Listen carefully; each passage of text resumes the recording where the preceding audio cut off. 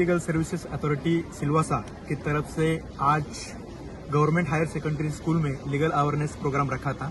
ये प्रोग्राम का उद्देश्य था कि बच्चों के लिए protection of children from sexual offences act के बारे में लीगल अवेयरनेस क्रिएट करना था। तो ये आज प्रोग्राम यहाँ पे प्रोग्राम में आज उपस्थित बार काउंसिल के एडवोकेट्स थे, बाकी स्पीकर्स भी थे। तो आज बच्चों के लिए वो एक्ट का उद्देश्य क्या है, ये एक्ट में बच्चों के साथ क्या क्या एक्ट होने के बाद वो कानूनी तरह से कानून के करे में आ सकता है, ये सब के बारे में जानकारी दिया है। और हमारा जो दूसरा आज का टॉपिक था international day persons with disabilities, तो ये टॉपिक में जो डिसेबल्ड पर्सन्स के राइट्स और उनके क्या राइट्स बनते हैं, ये सब के बारे में आज जानकारी दिया है।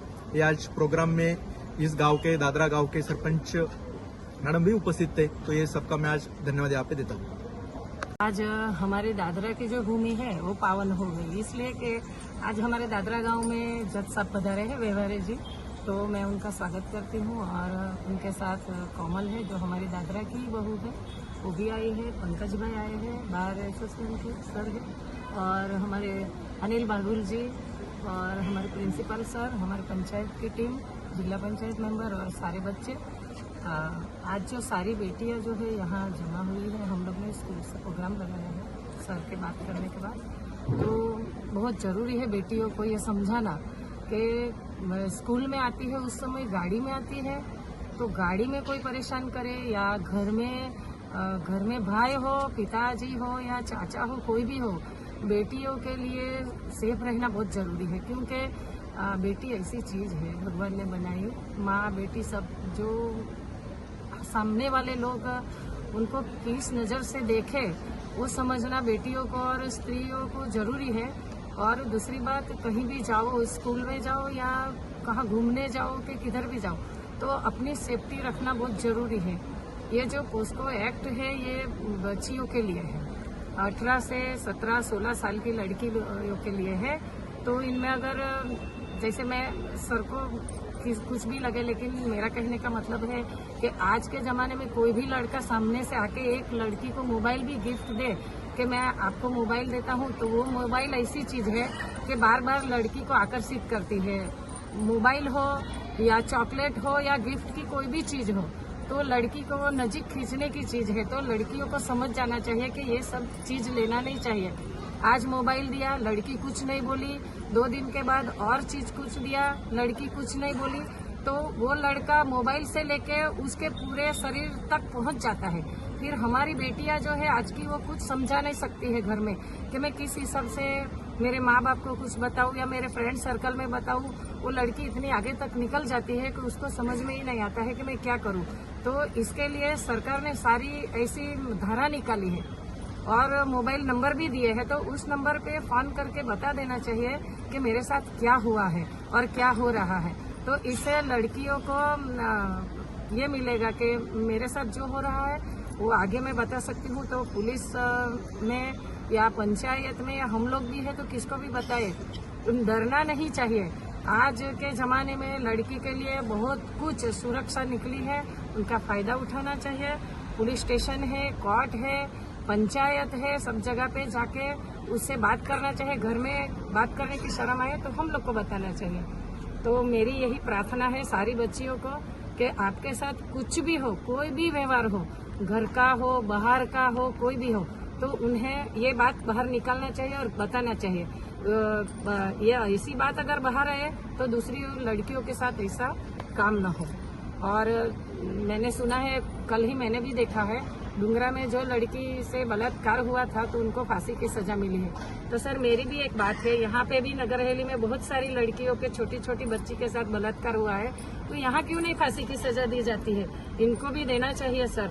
हम लोगों ने देखा है 3 साल की लड़की को काट से काट के भी मारा नरोली में। तो ये सब यहाँ भी होना चाहिए, ये कलम यहाँ भी लगनी चाहिए और तभी बेटियों को सुरक्षा मिलेगी।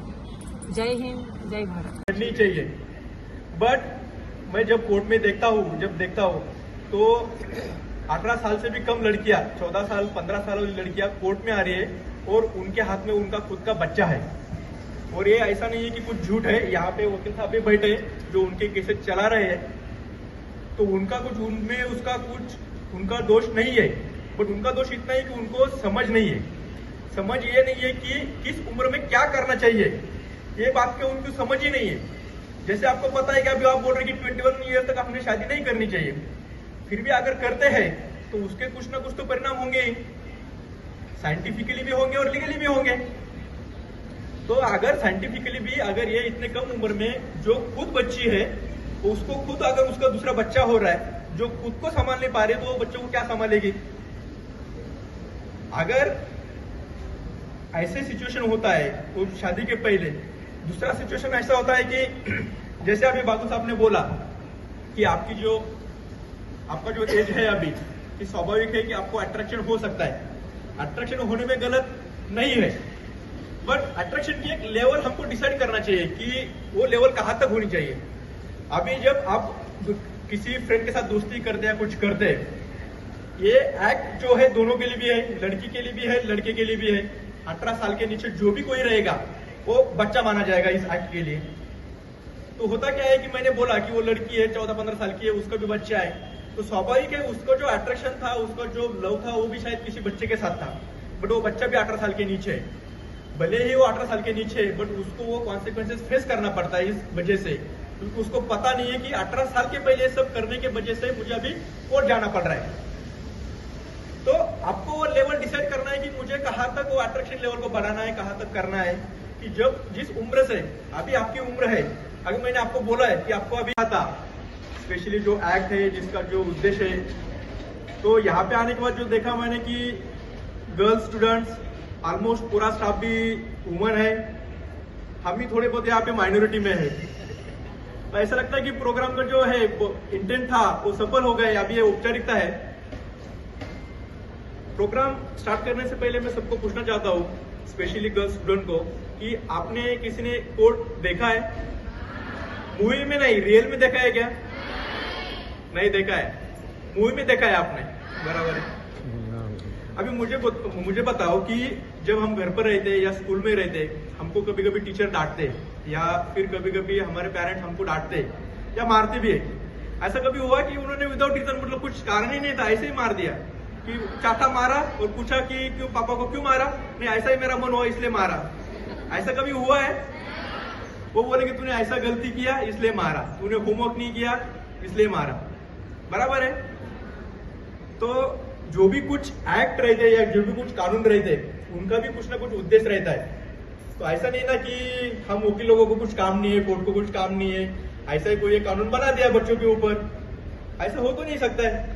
बट जिस उद्देश्य के लिए कानून बनाया है, और अगर वो कानून जिसके लिए बना है उसको ही पता नहीं हो, तो उस कानून का कुछ फायदा है ही नहीं है। आप बच्चे सबसे स्ट्रांग है, बट जितने स्ट्रांग है उतने आप वल्नरेबल है। कि जैसे कि कभी कभी क्या होता है कि हमको पता नहीं है जो सामने वाला जो क्या एक्ट कर रहा है और वो सही है कि नहीं गलत है। तो मैं, अगर आपका भाई है, आपका भाई आपका एक प्यार से हाथ पकड़ता है, और कोई आप ऐसे रास्ते से जा रहे थे, कोई और ऐसे ही मतलब कोई लड़का रैंडम जाता है और आपका हाथ पकड़ता है, डिफरेंस है इसमें? कि पहले में हमको पता चलता है कि भाई ने प्यार से पकड़ा है, हमको उसका कुछ ऑब्जेक्ट नहीं है, हमको कुछ ऑब्जेक्शन नहीं है उसका। बट जो दूसरा लड़का ऐसे कोई पकड़ता है, ये तो गलत है, ये तो हमको सबको पता है। बट ये हमको पता होते भी हम कभी कभी क्या करते हैं, फिर हम माँ बाप को बोलते हैं कि ऐसा ऐसा हुआ है मेरे साथ, ऐसा कुछ लड़के ने किया है, कि वो तो नहीं ठीक है, जाना तो इतने से कुछ होता नहीं है, या फिर इसको हम क्यों बवाल करना है, हम किसी को बताएंगे नहीं। मगर आप ऐसा बताते नहीं है तो लड़का क्या करता है, फिर दूसरे दिन क्या करता है, उसकी हिम्मत थोड़ी बढ़ जाती है, फिर वो दूसरी लड़की के साथ ऐसा करता है। तो उसके लिए जिम्मेदार कौन है? कि जिस दिन पहले दिन जिस लड़की के साथ उसने ऐसा किया था, अगर उसी लड़की ने कंप्लेंट किया होता तो लड़के ने अगले दिन हिम्मत नहीं किया होता, तो उसके लिए जिम्मेदार हम है कि नहीं थोड़े बहुत? तो हमारा काम क्या बनता है कि हमारे आजू बाजू में क्या चलता है, हमारे साथ लोग कैसे बिहेव करते हैं, हमको इसको जागरूक होकर देखना है। आप कोई स्कूल बस से आते हैं क्या? मतलब प्राइवेट स्कूल बस से या ऑटो रिक्शा से कोई स्कूल में आता है? आते हैं आप? तो आपको ऐसा कभी कभी लगता है कि जब हम ऑटो रिक्शा में बैठते हैं, जब हमारे आजू बाजू में भी कोई बैठता है, तो ऐसा जानबूझ के हमको धक्का देता है या फिर हाथ लगाने की कोशिश करता है, लगता है ना? तो हमको भी लगता नहीं कि गलत लग रहा है, गलत कर रहा है। तो हमको ये समझना चाहिए कि ये गलत कर रहा है, ये गलत करने के बाद हमारा काम बनता है कि एटलीस्ट हमारे टीचर को इन्फॉर्म करना, क्योंकि टीचर के ऊपर भी रिस्पॉन्सिबिलिटीज है। जब स्टाफ है इसलिए मैं बोलता हूँ कि हमारे नजर में अगर कोई ऐसा कोई इंसिडेंट आता है जो हमारे स्कूल प्रीमाइसेस में होता है या फिर ट्रांसपोर्टिंग में होता है, तो उसको रिपोर्ट करना हमारी रिस्पॉन्सिबिलिटीज है। ये सेम रिस्पॉन्सिबिलिटीज हॉस्पिटल वाले को भी दी है, सब इंस्टीट्यूशन को दी है कि ऐसा इंसिडेंट कोई होता है तो हमको मैंडेटरीली रिपोर्ट करना पड़ेगा, otherwise we are also responsible for that act. तो ये हमको भी पता होना चाहिए। जैसे मैं बोल रहा हूँ कि जो एक्ट बनाने का जो उद्देश्य था कि बच्चा એટલે नल्ली पोरी જે છે, छोटी बच्ची जो है 18 साल की या उससे कम की, उसकी सुरक्षा और उनके अधिकार की रक्षा करना बहुत ही महत्वपूर्ण हो गया है। इसके लिए इसे मद्देनजर रखते हुए सन 2012 में महिला और बाल मंत्रालय विकास द्वारा सन 2012 में पॉक्सो एक्ट नाम का एक एक्ट बनाया गया है।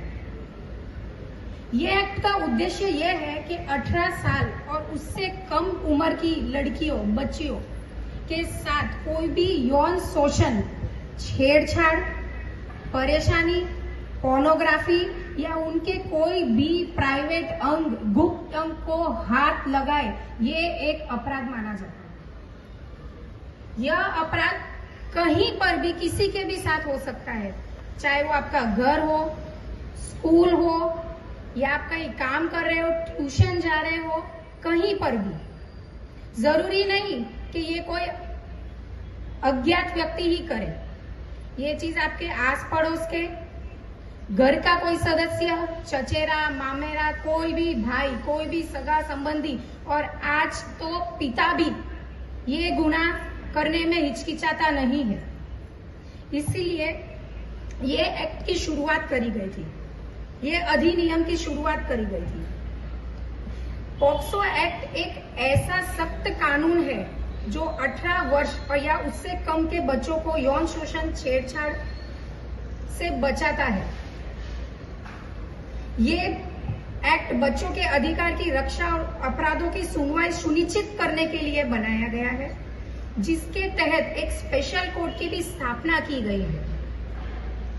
और उस स्थापना में आपका प्रोसीजर जो है, अगर आपके साथ कोई गुनाह हुआ है उसकी कार्रवाई की जाएगी, और कोई अपराधी दोषित पाया जाता है तो उससे कड़ी से कड़ी और कठोर से कठोर सजा मिली जाएगी। ये सजा 3 साल से लेके आजीवन कारावास, और कोई संगीन या क्रूशियल मैटर अगर हो तो उसमें लाइफ